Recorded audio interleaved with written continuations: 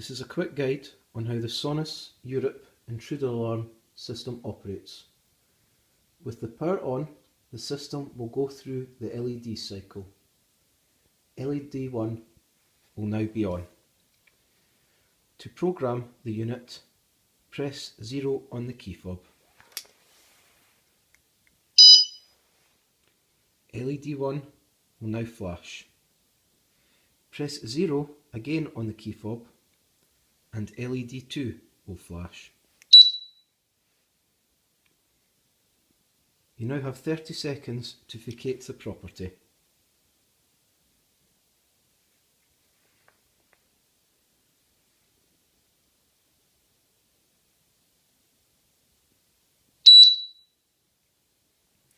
Your system is now armed, listening for any window or door opening.